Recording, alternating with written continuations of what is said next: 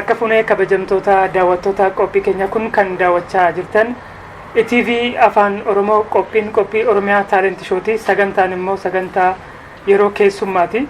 As na cinaatti kan argamu keessummaa dargaggeessa yeroo ammaa aartii Oromoo keessatti gahee guddaa bahaa jirudha. Innis weellisaa Keekiyyaa Badhaadhaati. Garuma keessummaa kiyyaattiin isin dabarsaan waliin turaan afirraa kenna.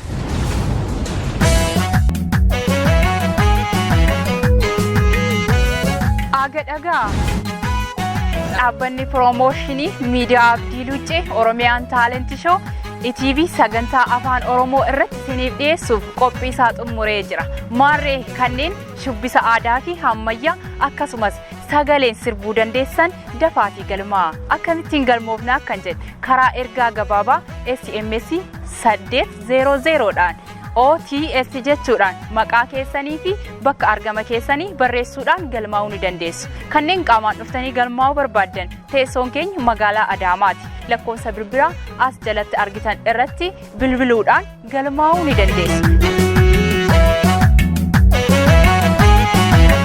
Sagantaan kun kan of keessatti hammatu dandeettiiwwan shubbisa aadaa fi ammayyaa akkasuma immoo sagalee sirba namaas fakkeessu. Kana malees namoota aartii irratti dandeettii addaa qaban keessummaa godhee isiniif dhiyeessa. Guyyaan isiniif darbu sanbata duraa sa'a 5 kaasee aga sa'a 6 irra deebiin ammoo kamisa ganama sa'a 1 kaasee aga sa'aatii 2tti isiniif dhiyaata. Yeroo dhiyootti nu eeggadha. Oromiyaan Taalent Show. Oromiyaan Taalent Show daawwadha. Oromiyaan Taalent Show filannoo keessan haa ta'u.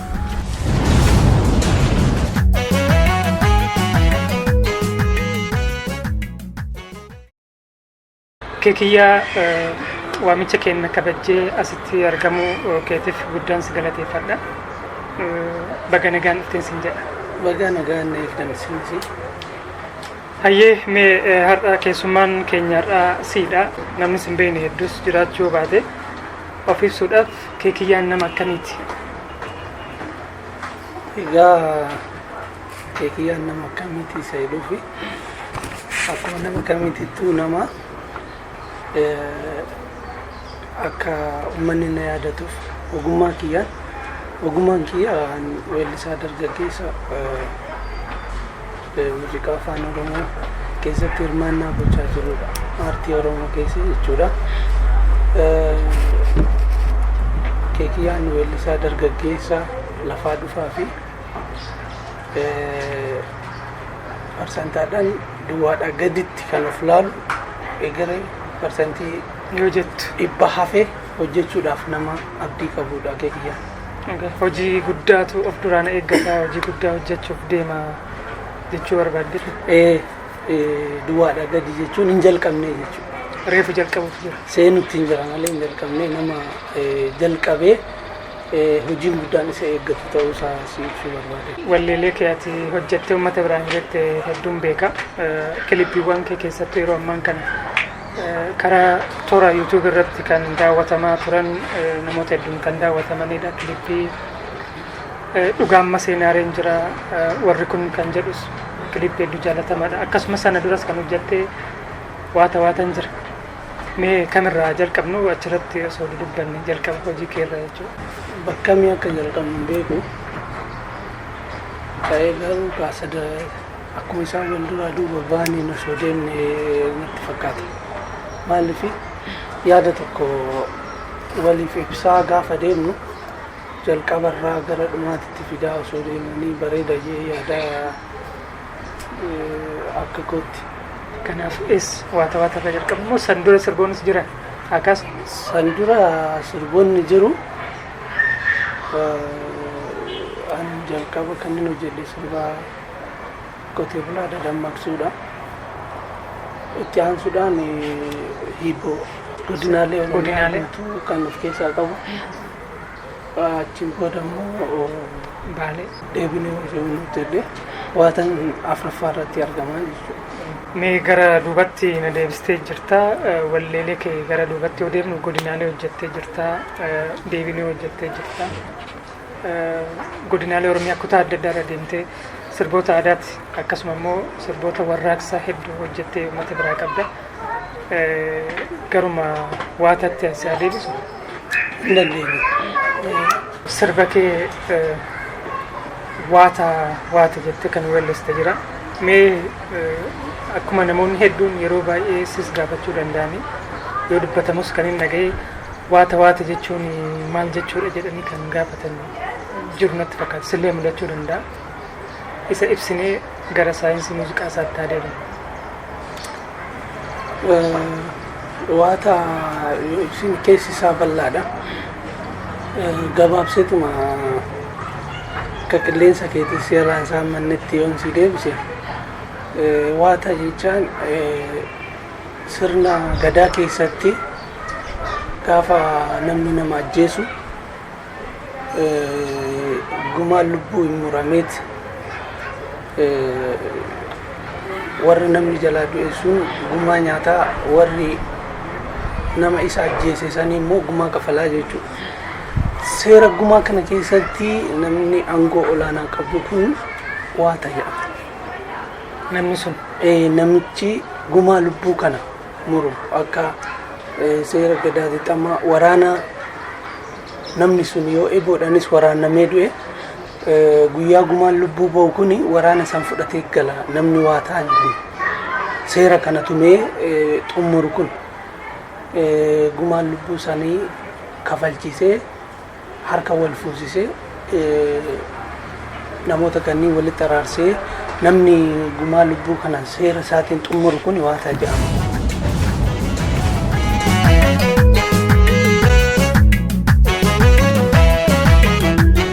Waata qofaan si gaafadha malee achi keessatti walaloo hedduu kan eerame jira. Babbaroodaa yaa Oromoo akka leenca waan baay'ee achi keessatti kan ibse. Sirbi kun sirba gootaati. Egaa sirba gootaa ta'e sirba gootummaa ibsu ta'e gootummaa gaafa ibsitu goonni sun eessaa dhufee eessaa dhalatee eessatti goota ta'ee mul'ate maal hojjetee akkamitti gootummaan isaa sun ummataaf ifa ta'a kan jiru san of keessaa qaba. Goota jechuun nama waraanni ajjeese qofaa miti. Namni seenaadhaan dhaloota utubee karaa dhaloonni deemuu qabu itti argisiise gootummaa isaa. Haala saniin hirmaannaa inni jireenya uummata sanii keessatti hirmaannaa dura deemee wanti inni argisiise suni gootummaadha. Gootummaan nama sanii akkamitti akka raawwatee gaafa ibsitu ummataan wal qabataa, seenaa ummataatiin wal qabataa, jiruuf jireenya ummataatiin wal qabataa. Keekiyyaan waata yeroo weellisu akkamitti weellisa jedhanii si eeguun isaanii oolu. Kanaaf irraa jechuu dandeessa.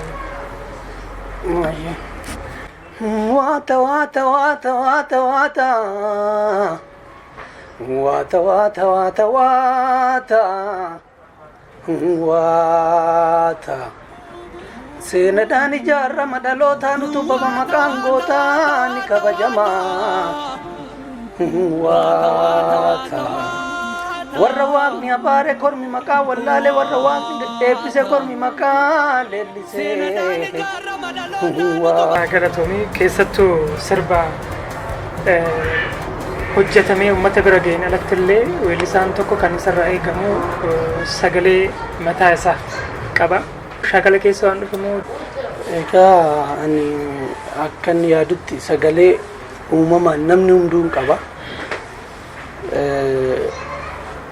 Inni ati yoo karaa deemtu yoo sareen illee sitti dutte sir jettee ofirraa dhoowwituun suni sagaleedha akka kootti. Sagalee sirbaaf immoo miidhagees uumamaanis namni qabu jira.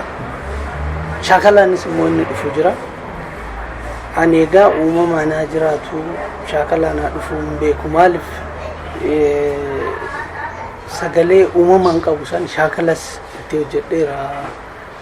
Yeroo baay'ee deddeebisee sagaleen kee akka ajajamu akka gurra namaatiif haala salphaadhaan dhaga'amu shaakala nan hojjedha waan ta'eef uumamas dadhabbiin kiyyaas keessa jira jechuu akkuma walaloo barreessinu sagalee kiyyaafis shaakaluun yeedaloo irratti yoo hojjettu akkas jee nama na.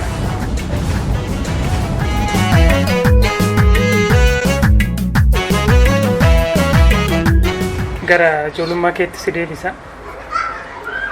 Sagalee wayiitti jaalattoo kan sodaatte waan jedhamutu jira. Hee hoo waan jedhu. Yeroo ijoollummaa kootii nan yaadadha. Nu bira akka sirna gadaattis foolleenis guyyaa dabootis jigii wanti jedhamu jira. Guyyaa cidhaatis sagaleewwan akkasii sirbaa kana gaafan dhaga'u kophee tokko kiyya tokko immoo kan obboleessa kiyyaas haa ta'u kan haadha kiyyaas haa ta'u kan keessummaas haa ta'u fudhattee deemte. Takka xiyya takka kan isaanii butadhee akkan fiigu nan yaadadha. Gootee beekaa Akka isaan na jalaan darbinee jechuudha waan sanaan raawwatan dhaqqabachuudhaaf. Dukkana egaa baadiyyaa keessa gaafa jiraattu kurraaziidha ibsanii. Kurraazi suni naannoo hundaa miti kan ibsitu kopheen balbala irratti baafatamti. Kophee abbaa argee kaawwadheen fiigaan gara sirbaatti jechuun sirbicha dhaqqabachuudha. Jaalala sirbaaf qabdurraa kan ta'e. Kanaaf ijoollummaarraa kaaseetiin sirba jalqabee sirba jaalladha yoo jettu kun amansiisaadha jechuudha. Sirba ijoollummaarraa ka'ee waan hin jaalladhuuf ofitti fudhadhee of amansiisee san booda gara uummata tajaajiluu fi uummata amansiisutti tarkaanfachuu jalqabe.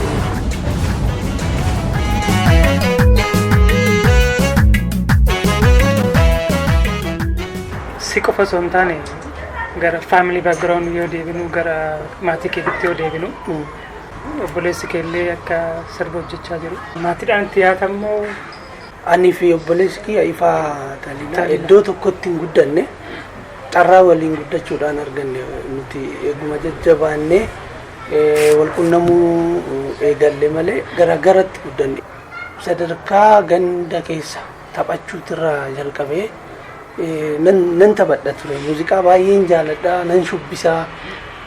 Tilmaamni ani muuziqaadhaaf qabu gaaf sanirraa naa kennamuu jalqabe jechuudha. Ijoollee waggaa 7 8 ganda keessa gaafa taphannu yeroo sanirraa tilmaamni naa kennamee jechuu nan danda'an maatii na guddise kanaan. Asumarratti amma namni baratu tokko mana barnootaatti ijoollee gaafachuu dandeette yoo gaafannus maal ta'uu barbaadda jedhan namni waan baay'ee jechuu danda'a. Kanaaf ati yaaddee hawwitee ganamumarraa siif kennamee siif milkaa'e jechuudha. Waan si ajaa'ibu mana barnootaa kutaa tokkorraa gaafan jalqabu gaafa ijoolleen teessoo tokkorraa waliin teenyee barannu doktara ta'uun barbaada, paayileetiin ta'uu barbaada,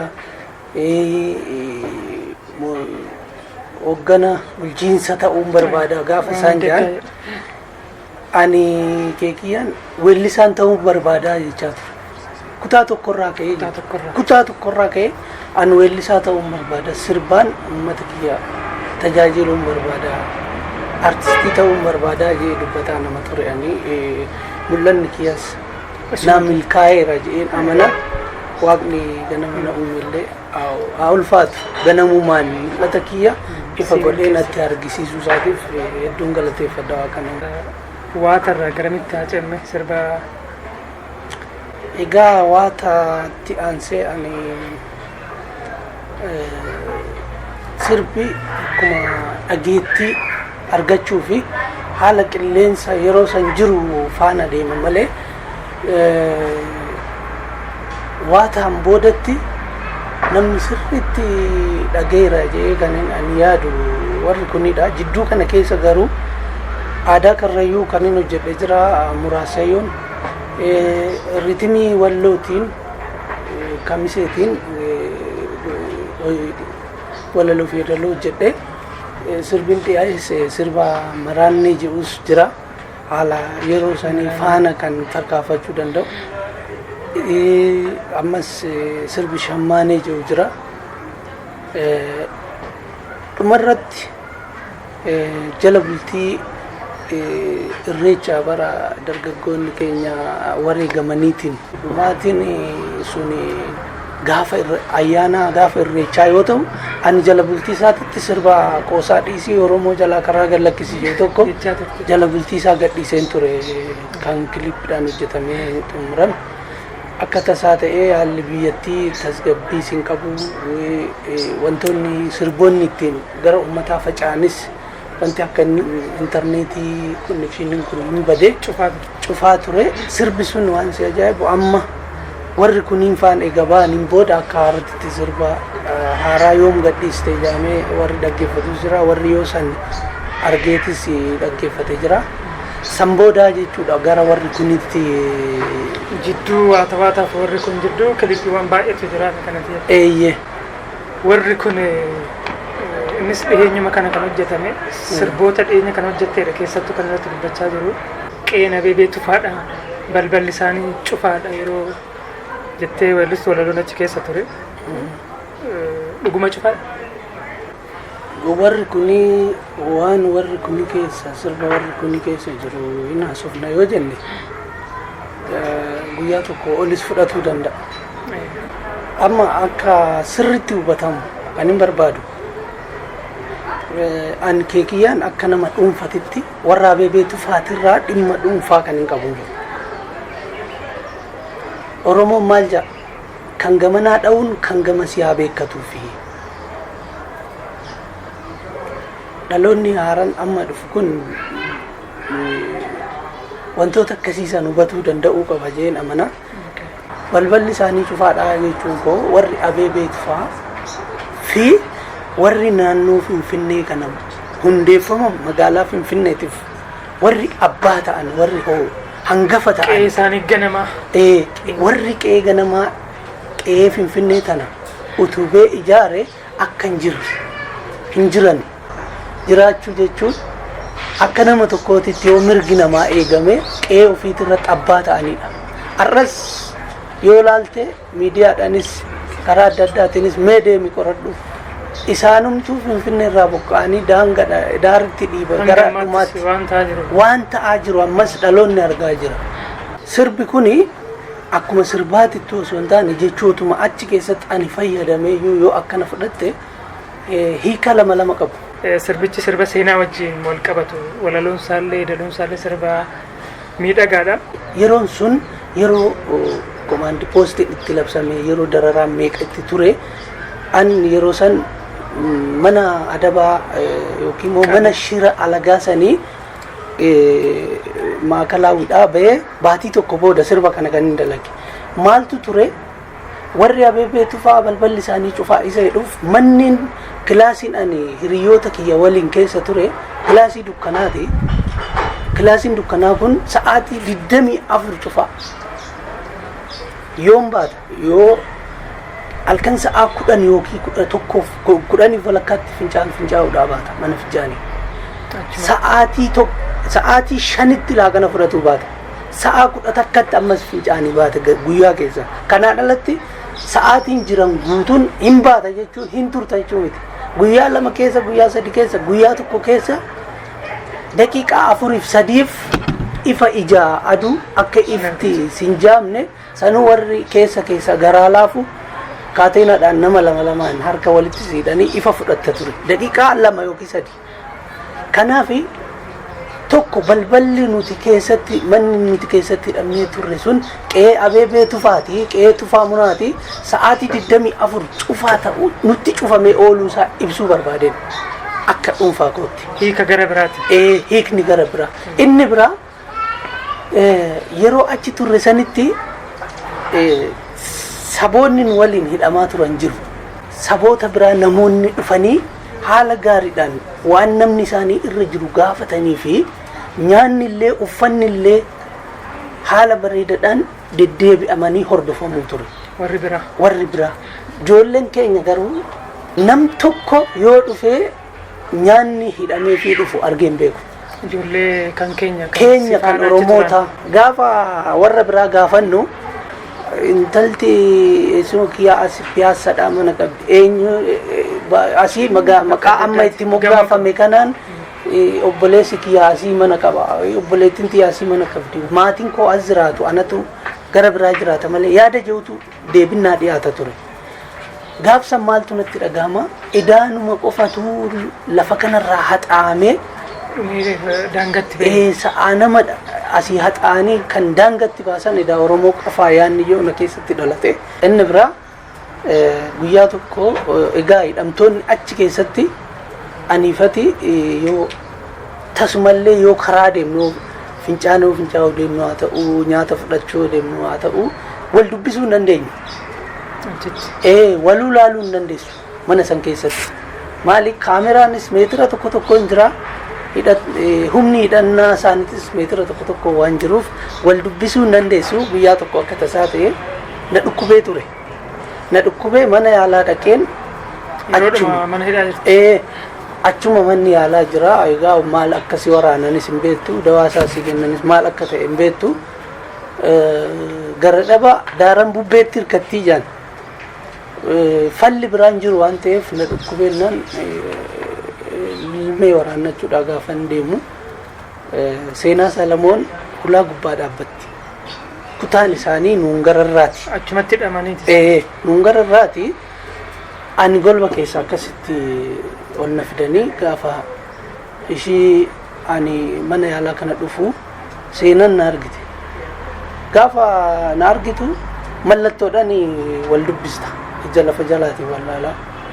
Maal taate gaafa naan jettu inni tokko qooxii gubbaa siree irra keessaa san gubbaa ta'a. Kan namni tiksu. Maal abbaa kee jettaanii maal dubbattaa jedhee seenaa akka malee yoo inni ifatu arge. Yaa Araddaa Gullallee Nafuusiftu Dubralleen wantoota akkasii kanaan kan walii dhateedha. Malee seenaa fi mudannoo jalqabata. Jaalalli dhugumaa akkasitti na qabee Finfinneetti gaddeemti. Gaddi kiyya bakka akkasii san mudannoowwan akkasii san of dura qabuudhaan sirbicha kan hin barreesse. Araddaa Gullallee kanarratti obboleettii xiyya faanallee gaafiif wal dubbachuu akka hin dadhabe Finfinneetti himuu kiyya Araddaa sanarra dhaabbadhee waan na mudate. Egaa jechoota akkasitti guurra yoo ta'e baay'ee keessi isaa wantoonni waan akkanaa kana fakkaatan bal'aadha waan ta'eef qe'een abeebee tufaa akkasitti cufaa taate jechuudha. Cufaan kunuu waa lama sadi akka qabu akkuma namni si haasaa jiru kanaan jechuudha. Kan hordofaa jirtan ETV Afaan Oromoo qophii Oromiyaa Taalent Show sagantaa keessummaarra jirra. Keessummaan keenya keekiyyaa wajjin waan baay'ee kaasneetti dubbachaa kan jirru. Amma sirbuma isaa isin affeerree booddee walitti deemne. Gaafiif deebiin keenya jechuudhaan waliin turaan affeerraa keenyaa ta'u. Mee gara keekiyyaatti isin deebisaa ammas kilippii kana akkuma daawwannee walitti deemnetti dadhabbii baay'ee qabanatti fakkaata kilippichi. Mee gara isaatti yoo deemte akkamitti ibsita? Ani abdii waanan itti amanee hojjedhu tokko dadhabbii qaba jeen dubbadhu yeroo hundumaa dadhabbiin qabu. Wanni dadhabbii qabu waan hojjechuun hin danda'amne qofa. Wanni hojjetamuun isaa danda'ame dadhabbii qaba jaamee waan odeeffamuu miti. Garuu dhuguma ogeessi baay'een itti hirmaateera. Daarektarri cimaan filatamee itti hirmaateera. Kaameraamaaniin jabaan filatamee itti hirmaateera. Yeroo jalqabaatiif kaameraa irra keessaa samiirraa gadi gara lafaatti waraabdu diroonii siin jaamtu sirba kiyya warri kuni kanarratti itti fayyadameera. Asirratti gammachuu xaafaa baay'ee galateeffachuun barbaada keeroogiraafar. Irreecha Awwaash Malkaa sa'aa kan achitti uummanni guyyaa san achitti argames carraa kanaan naafaa galatoomu waan bareedaa fudhanneerra. Kanaaf dadhabbii qaba jennee osoo haasawaa osoo hin taane milkaa'eera jennee waa haasofne natti tola jechuudha. Ati kanaan hin dhaabne? Kanaan hin dhaabne ammas waan yeroo ammaa kana wajji wal fakkaatu walaloo kee biraa kan hin dhageen jira. Dhugaan maseenaaree sirba jedhu. Maseenu dhugaan. Maseenaaree jettee gaafate. Egaa inni immoo garam nu deebisa seete. Jaarraa tokko dura jennee kan haasaa turre sirba warri kunii ture. Kun immoo inumaa isa booda nu deebisa. Garuu tarkaanfachaatuma waan irra dhaabbadhee barreesse lafa sii kaa'uu yaada. Fakkeenyaaf sirbaa dhufee dhumarratti bakkee maqaa gootota dubartoota tokko kaasu tokko yaadatte ta'e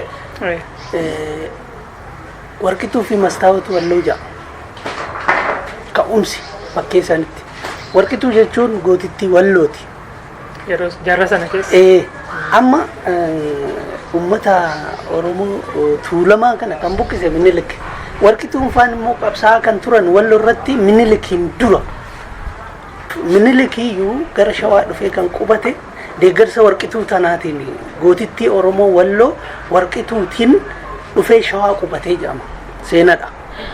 Kana jechuun Minilik dhufee Oromoo tuulamaa buqqisuun duratti warqituu faan qabsoo hadhooftuu wayii geggeessaa turanii jechuu walloo irratti.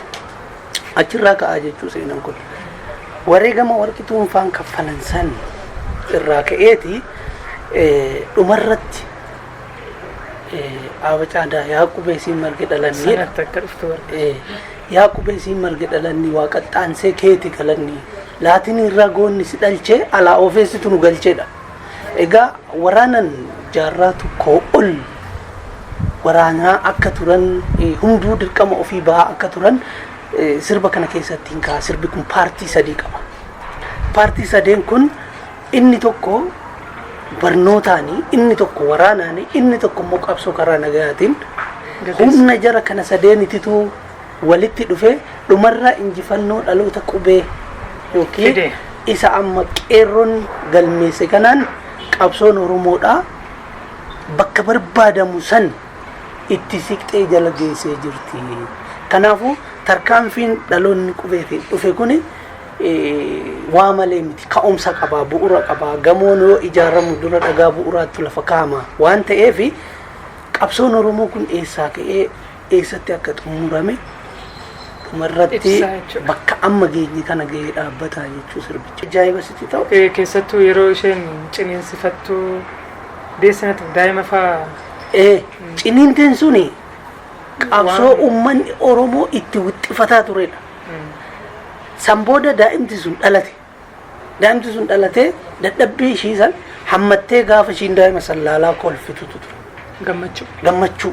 Wanti barbaadamu suni dhalachuu isaati. Daa'imummaan isaa turreedha. Kanaaf dhugaan maseenaa ree gaafa jennu takka gaafidha maseenaa ree. Lammaffaa immoo deebin ishii maseenaa ree gaafa jettee gaafattu dhalachuu isaa argisiisaa jechuudha. Daa'imti dhalannaan maseenaa ree kinoo dhalateedha. Waa lama ibsitii jechuu bakkuma sanitu takka ittiin gaafadhe takka immoo deebin deebise daa'imti gaafa achitti dhalatu maseenaa ree kinoo dhalatee jechuudha.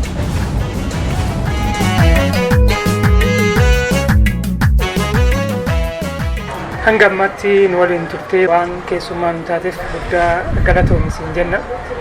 Ulfaadhu abdii ulfaadhu jabaadhaatis osoo sin dinqisiifatin asiin dabruun barbaadu waan bareedaa jalqabdee itti fufi.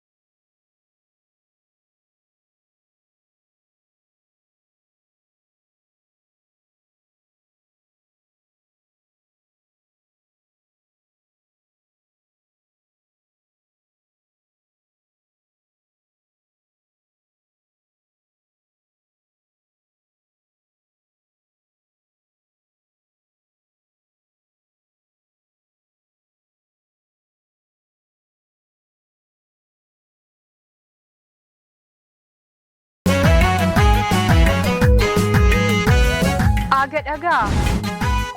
Dhaabbanni piroomooshinii miidiyaa Abdii Luuccee Oromiyaan Taalentii Shoo ETV sagantaa afaan Oromoo irratti isiniif dhiyeessuuf qophii isaa xumuree jira. Maarree kanneen shubbisa aadaa fi ammayyaa akkasumas sagaleen sirbuu dandeessan dafaatii galmaa. Akkamittiin galmoofna akkan jedhe karaa ergaa gabaabaa SMS 800dhaan OTS jechuudhaan maqaa keessanii fi bakka argama keessanii barreessuudhaan galmaa'uu ni dandeessu. Kanneen qaamaan dhuftanii galmaa'uu barbaaddan teessoon keenya magaalaa Adaamaati. Lakkoofsa bilbilaa as jalatti argitan irratti bilbiluudhaan galmaa'uu ni dandeessu.